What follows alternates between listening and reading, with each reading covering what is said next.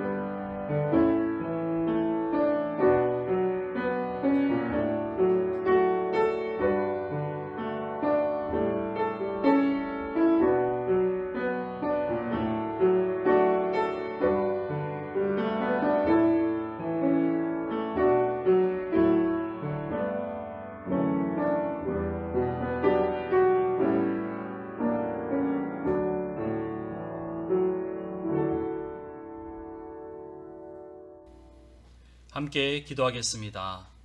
사랑의 하나님, 하늘 보좌를 버리시고 인간의 모습으로 이 땅에 오신 예수님을 기억하고 기다리는 대림절 둘째 주일에 청년 예배를 드립니다. 세상의 빛으로 오신 주님, 지금 이 땅은 어둡고 차가운 계절을 보내고 있사오니 주의 영광이 온 세상을 밝히고 주의 따뜻한 사랑이 온 세상에 가득하길 원합니다. 코로나19가 끝날 듯 끝나지 않는 가운데 이 땅에는 두려움과 고통이 계속되고 있습니다. 이 어려운 시기를 보내며 지난날 저희의 삶을 회개합니다. 교만과 무지로 하나님이 창조하신 아름다운 이 땅을 잘 다스리지 못했습니다. 욕심과 탐욕으로 자연을 파괴하며 살았사오니 주여 어리석은 저희를 용서해 주세요. 주여 속히 이 땅의 모든 생명이 고침받고 주의 나라가 이 땅에 다시 세워지기를 간절히 기도합니다. 몸의 질병과 마음의 병으로 고통받는 청년들이 있습니다. 그 아픈 몸과 마음을 고쳐주시고 회복시켜주세요. 경제적으로 어려운 청년들도 있습니다. 시험을 앞두고 애쓰며 노력하는 청년들도 있습니다. 우리 청년들이 그 모든 시험과 어려움을 마주하며 먼저 주께 기도하고 간구하며 나아갈 때 그 모든 기도가 응답받고 문제가 해결되며 필요한 모든 것 채워주시기를 간절히 기도합니다. 무엇보다도 청년들에게 건강과 지혜를 주시고 언제나 안전한 곳으로 인도하여 주세요. 다시 오실 예수님 이름으로 기도합니다. 아멘. 오늘 우리에게 주신 하나님의 말씀은 골로새서 3장 12절에서 15절 말씀입니다. 함께 말씀 읽겠습니다. 그러므로 너희는 하나님이 택하사 거룩하고 사랑받는 자처럼 긍휼과 자비와 겸손과 온유와 오래 참음을 못 입고 누구누구에게 불만이 있거든 서로 용납하여 피차 용서하되 주께서 너희를 용서하신 것 같이 너희도 그리하고 이 모든 것 위에 사랑을 더하라. 이는 온전하게 매는 띠니라. 그리스도의 평강이 너희 마음을 주장하게 하라. 너희는 평강을 위하여 한 몸으로 부르심을 받았나니 너희는 또한 감사하는 자가 되라. 아멘.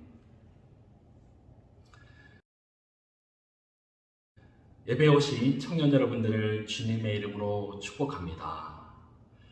오늘 나눌 말씀은 골로새서인데요. 오늘을 살아가는 우리 청년들이 누구인지 그리고 어떻게 살아야 하는지에 관한 바울의 권면의 말씀입니다.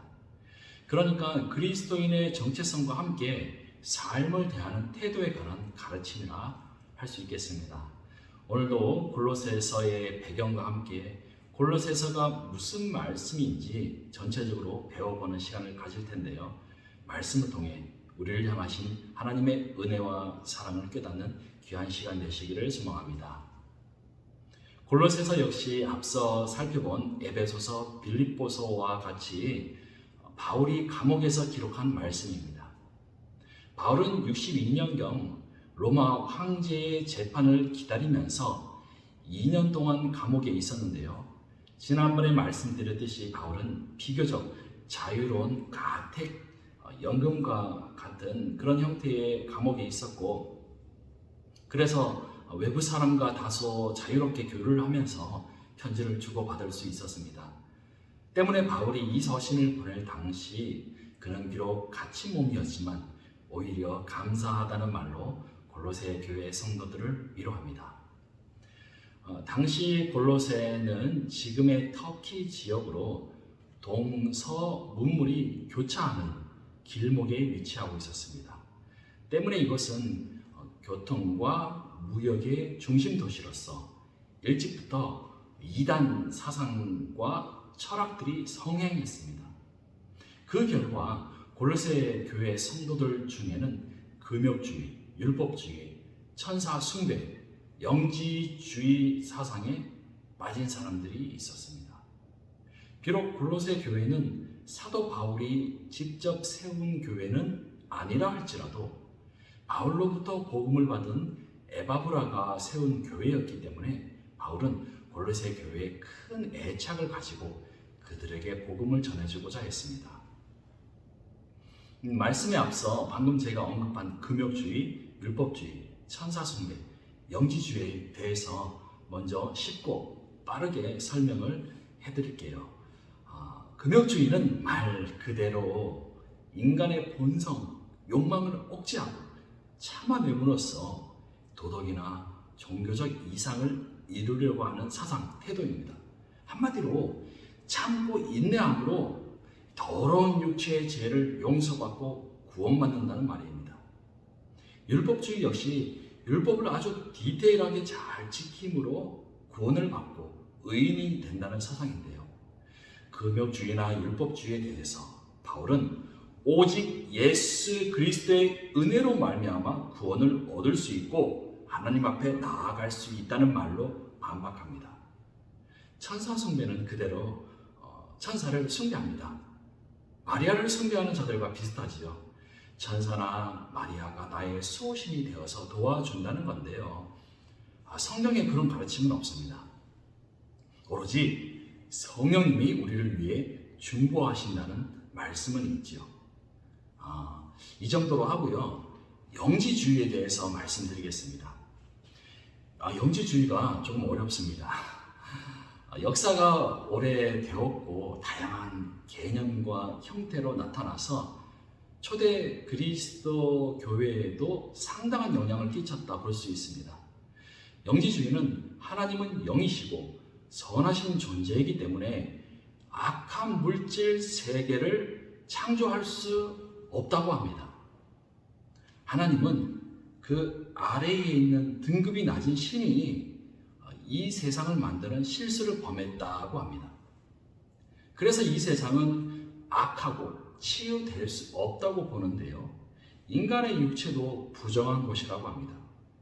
그래서 육체의 쾌락을 피하고 욕망을 절제함으로 그들의 영혼을 정결하게 할 수 있다고 주장하는데요. 때문에 성경에서 기록된 것처럼 예수님이 진짜 인간의 몸으로 오신 것이 아니라 인간의 모습을 한 영적 존재로서 이 땅에 계셨다고 합니다. 한편 자신들은 이 더러운 육체의 몸에 갇혀있는 영적 존재이기 때문에 방탕한 생활을 즐겨도 육체가 한 일이니 상관이 없다면서 책임 회피를 하는 모습도 보였습니다. 여러분 어떤가요? 영지주의 주장에 공감하십니까? 성경은 그들의 주장과는 반대로 하나님은 선하시며 그분이 지으신 모든 것에 감사함으로 받아야 한다고 기록되어 있죠. 이러한 많은 이단 사상이 들어와 있던 그 골로새 교회를 애정하던 바울은 그들에게 그리스도의 참된 지식을 전하고자 했습니다. 자, 이제 바울이 이러한 이단 종교에 대해서 어떻게 반박하는지 골로새서를 들어가 볼까요? 1장에서 바울은 영지주의자들의 주장과는 달리 예수님은 하나님의 아들이시고 만물이 그분으로 말미암아 창조되었고 그분을 위하여 창조되었다고 가르칩니다. 또 하나님은 우리가 예수님 안에 있기를 기뻐하시고 예수님의 십자가 보혈로 하나님과 평화를 이루게 되었음을 말합니다. 그리함으로 우리가 거룩하고 흠이 없고 책망할 것이 없는 사람이 되었다고 합니다. 2장에서 바울은 골로새 교인들의 이단 숭배를 꾸짖으며 그들이 믿음 안에서 굳게 설 것을 당부합니다. 함께 2장 8절 말씀을 세번역 성경으로 읽어보실까요? 누가 철학이나 헛된 속임수로 여러분을 노획물로 삼을까 조심하십시오. 그런 것은 사람들의 전통과 세상의 유치한 원리를 따라 하는 것이요 그리스도를 따라 하는 것이 아닙니다. 세상의 철학이나 헛된 속임수, 이단 종교를 말하는 것이죠. 그러한 이단들이 성도들을 노획물로 삼는다. 그러니까 성도들을 꿰내어서 이익을 취한다는 것이지요. 요즘 말로 하면 이 빨대를 꼽는다, 가스라이팅을 한다고 보시면 되겠습니다. 예전에 한 남자분이 교회를 찾아왔습니다. 그 남자분은 아내가 신천지에 빠져서 집에 들어오지 않는다고 했습니다. 그리고 두 아이마저 신천지로 데려간다고 했습니다. 남자분은 신천지가 자신의 가정을 파괴하고 어린 아이들의 삶마저 빼앗아 가려 한다고 했습니다. 남자분은 교인도 아니었고 저를 처음 보았음에도 불구하고 저에게 기도를 부탁했습니다. 저는 그 남자분과 그 가정을 위해서 기도를 해드렸고 신천지 피해를 상담해주는 단체를 소개해드렸습니다. 만약에 여러분 가운데 이와 유사한 일이 있거나 의문점이 있으시면 지금 즉시 저에게 혹은 목사님께 상담을 요청하시기 바랍니다. 오직 성경만이 진리의 말씀이고 예수 그리스도만이 유일한 구원자이십니다. 다른 그 어떤 이름도 예수 그리스도를 대신할 수 없음을 분명히 말씀드립니다. 이제 3장에서는 성도가 어떻게 살아야 하는지에 대해 말해줍니다. 성도는 언제나 하늘에 속한 것을 생각하면서 이 세상의 모든 제약된 것을 버려야 함을 말합니다. 그리고 오직 그리스도의 모습을 닮아가는 삶을 살도록 노력해야 한다고 가르칩니다. 왜입니까? 저와 여러분은 하나님이 택하신 사람이기 때문입니다. 12절 말씀을 다시 한번 읽어보실까요? 그러므로 너희는 하나님이 택하사 거룩하고 사랑받는 자처럼 긍휼과 자비와 겸손과 온유와 오래 참음을 옷 입고. 아멘. 우리는 하나님이 택하신 거룩한 존재, 사랑받는 자들이기 때문에 긍휼과 자비와 겸손과 온유한 태도를 가져라. 그리고 오래 참는 노력을 하라고 하십니다. 이어서 13절에서도 서로에 대해서 불평하지 말고 주님이 우리를 용서하신 것과 같이 우리도 서로를 용서하라고 권면합니다. 이 말씀 어디서 들어본 것 같지 않습니까? 그렇습니다. 고린도전서 13장 4절 말씀입니다. 사랑은 오래 참고 사랑은 온유하며 시기하지 아니하며 사랑은 자랑하지 아니하며 교만하지 아니하며. 아멘.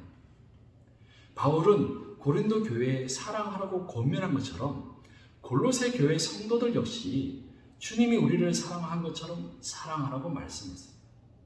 자, 그런데요, 고린도전서 말씀을 나눌 때에도 제가 그런 말씀을 드렸던 것 같은데요. 다른 사람에게 긍휼을 베풀고 자비를 베풀고 불평보다는 온유한 말로 용서해 주는 것이 어디 쉽습니까? 아무리 하나님이 우리를 사랑하시고 거룩하게 해 주셨다고 하더라도 우리가 예수님처럼 죽기까지 참고 견디며 사랑할 수 있겠습니까? 세상에 그런 사람이 어디 있겠습니까? 제가 이런 질문을 했을 때 하나님이 저에게 이런 마음을 주셨습니다.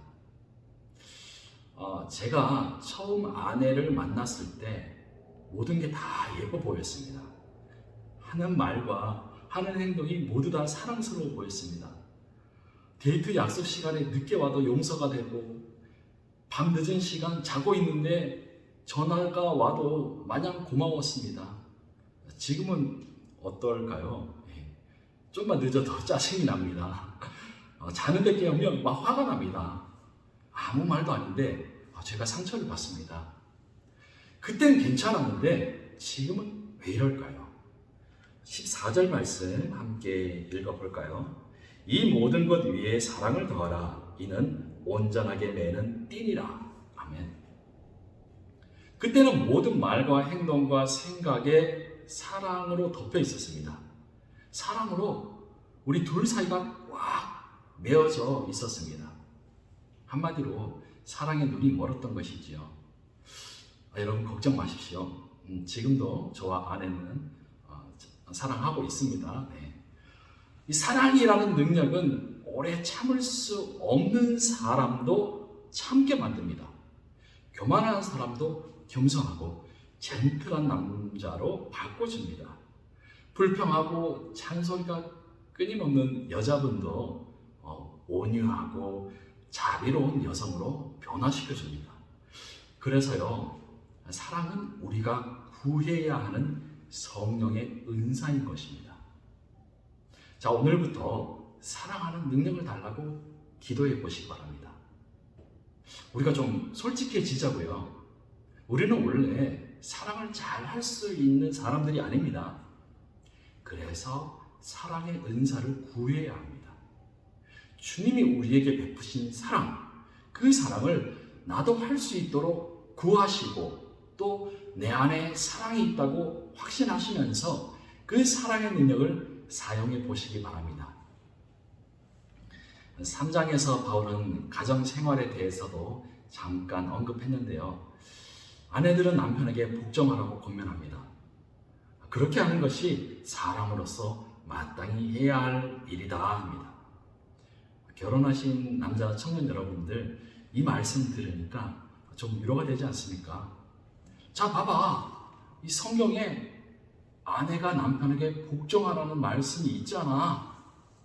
자, 그런데요. 복종이라는 단어보다는 순종, 남편의 말을 잘 들어주라는 뜻으로 해석하는 것이 좋습니다. 요즘 군대에서도 죽으면 죽는다, 무조건 복종한다, 이런 개념은 없잖아요. 네. 그렇게 해석할까봐 바울이 이어지는 19절에서 이렇게 남편들에게 이야기합니다. 아내를 사랑하며 괴롭게 하지 말라. 아내는 남편 말을 잘 들어주고 남편은 아내를 사랑해주고 제발 속썩이지 말라는 뜻이죠. 또 부모 자식 간의 관계에 대해서도 가르칩니다. 자녀들은 부모에게 순종하고 또 부모는 자녀에게 화나게 해서 마음이 다치는 일이 없도록 하라고 권면합니다. 그리고 지금은 없지만 당시에는 종과 주인의 관계가 있었습니다. 22절 말씀을 현대인 성경으로 한번 읽어볼까요? 종들은 모든 일에 자기 주인에게 순종하십시오. 단순히 사람을 기쁘게 하는 사람들처럼 눈가림만 하지 말고 주님을 두려워하며 성실한 마음으로 주인을 섬기십시오. 아멘. 당시에는 종의 신분으로 평생 살아야 하는 사람들이 있었고 그 가운데 그리스도인들도 있었습니다. 철저한 계급 사회였기 때문에 바울은 종의 신분인 성도들에게 순종을 말하고 또 주님께 하듯이 성실하라고 권면했는데요. 그런데 당시 그리스 로마 시대의 종과 주인의 관계는 어땠을까요? 1세기 사회 구성원은 소수의 부자와 권력자들이 있었고 소위 중산층, 자유인이라 볼 수 있는 기사계급, 군인, 상인, 평민들이 있었습니다. 그리고 고대 어느 사회에나 있었던 하층 노동자와 농민, 그리고 노예 계급이 다수였습니다. 당시 노예, 종들은 법적으로 주인의 재산의 일부였지요. 그래서 노예를 벌하거나 죽이는 권한이 주인에게 있었습니다. 종들은 주인을 위해서 집안일에서부터 농사일까지 그들의 손발이 되어서 아침부터 밤까지 일하곤 했습니다. 간혹 해방되는 노예나 종들이 있었는데요.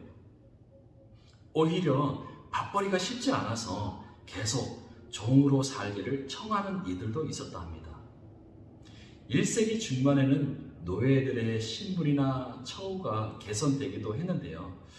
우리가 잘 알다시피 세계 최강대국 미국도 19세기에 이르러서야 노예 해방법이 제정된 것처럼 이 노예 제도는 오랜 시간 인간의 역사 속에서 계속 이어져 왔지요. 다시 돌아가서요. 바울은 주인들에게도 한마디 했는데요.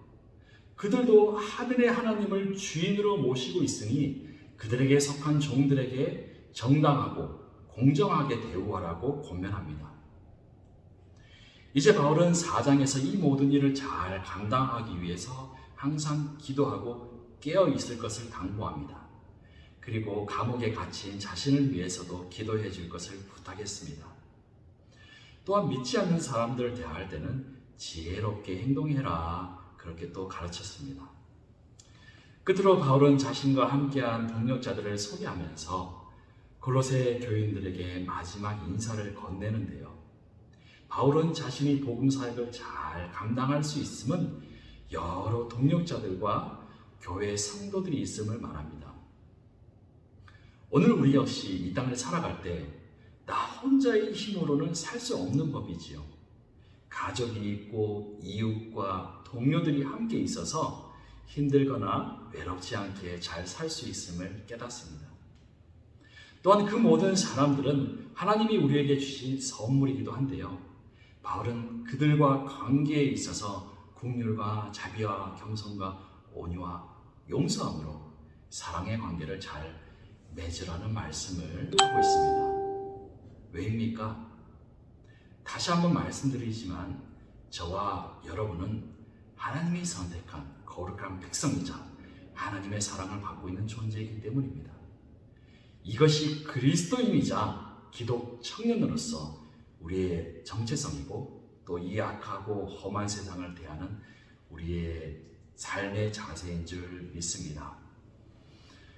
사랑하는 청년 여러분, 이번 한 주도 우리에게 주신 은혜의 말씀을 가슴 깊이 새기시고 기쁨과 감사가 넘쳐나는 복된 날들 되시기를 축복합니다.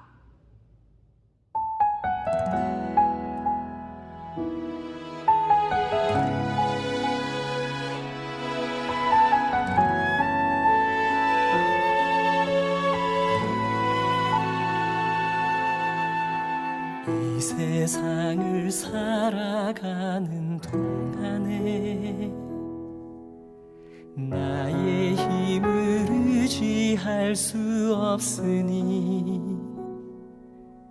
기도하고 낙심하지 말 것은 주께서 참 소망이 되심이라. 하나님의 꿈이 나의 비전이 되고 예수님의 성품이 나의 인격이 되고 성령님의 권능이 나의 능력이 되길 원하고 바라고 기도합니다.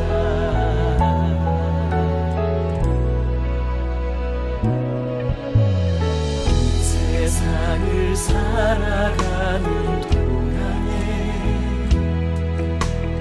나의 힘을 의지할 수 없으니 기도하고 낙심하지 말 것을 주께서 참 소망이 되심이라.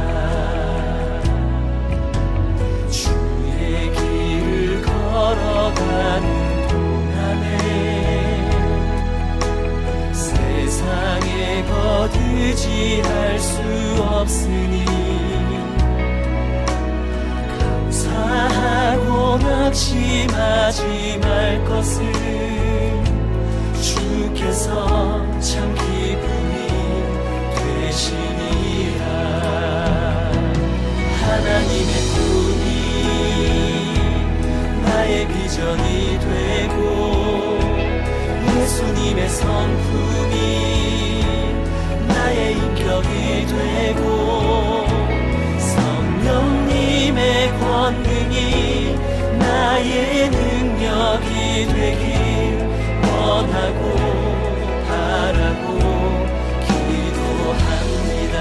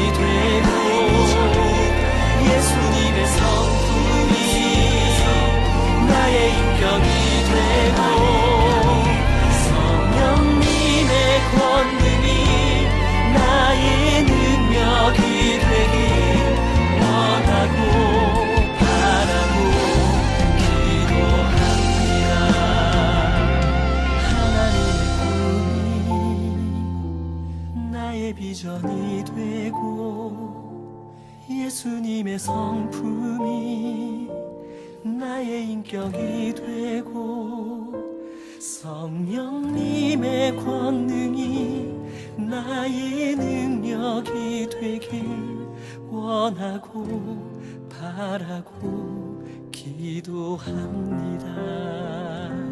하나님의 꿈이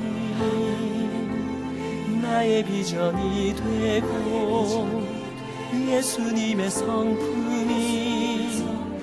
나의 인격이 되고 성령님의 권능이 나의 능력이 되길 원하고 바라고 기도합니다.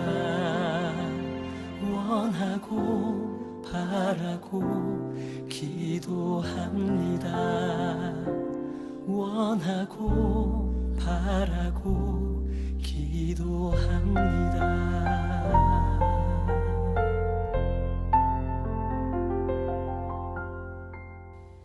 이제 주기도문 하심으로 예배를 마치겠습니다. 하늘에 계신 우리 아버지, 아버지의 이름을 거룩하게 하시며 아버지의 나라가 오게 하시며 아버지의 뜻이 하늘에서와 같이 땅에서도 이루어지게 하소서. 오늘 우리에게 일용할 양식을 주시고 우리가 우리에게 잘못한 사람을 용서하여 준 것 같이 우리 죄를 용서하여 주시고 우리를 시험에 빠지지 않게 하시고 악에서 구하소서. 나라와 권능과 영광이 영원히 아버지의 것입니다. 아멘.